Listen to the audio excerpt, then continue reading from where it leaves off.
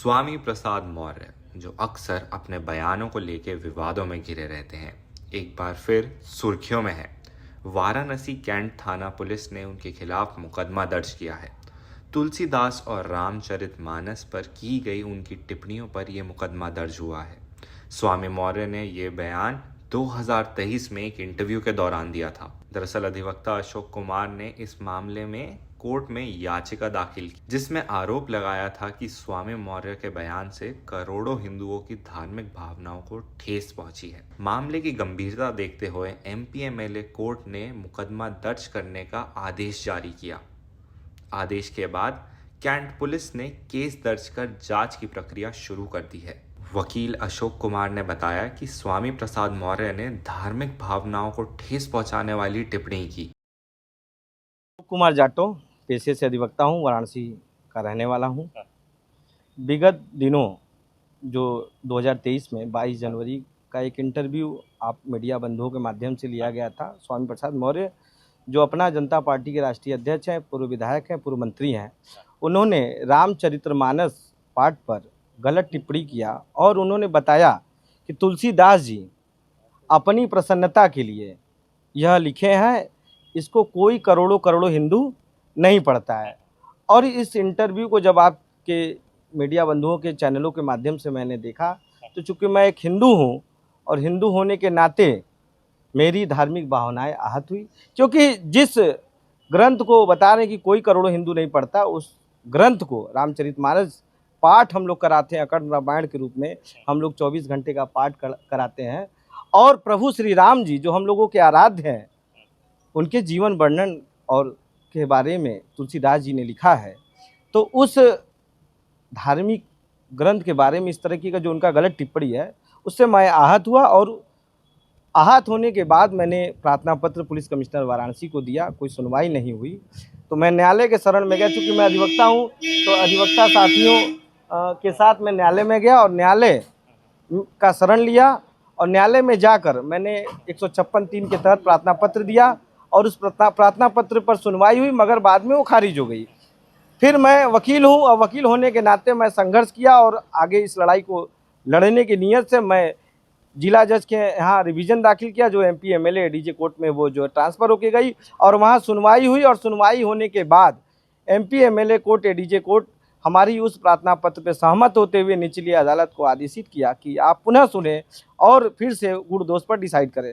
फिर निचली अदालत फिर पुनः सुनी और अब जाकर वो हमारे उन 156(3) के प्रार्थना पत्र को माननीय न्यायालय सहमत होते हुए समुचित धाराओं में मुकदमा पंजीकृत करने के लिए थाना कैंट को आदेशित किया था।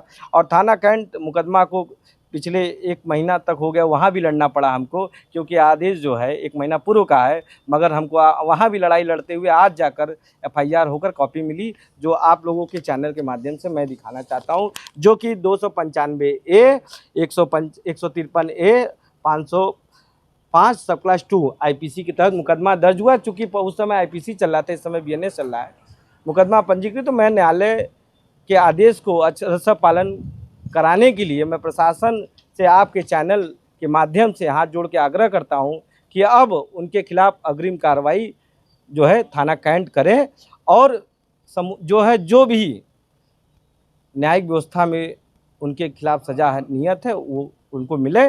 और ऐसे लोग जो हिंदू धर्म के खिलाफ बोलते हैं या उसके खिलाफ जो एजेंडा चलाते हैं, उनके खिलाफ सख्त से सख्त कार्रवाई हो।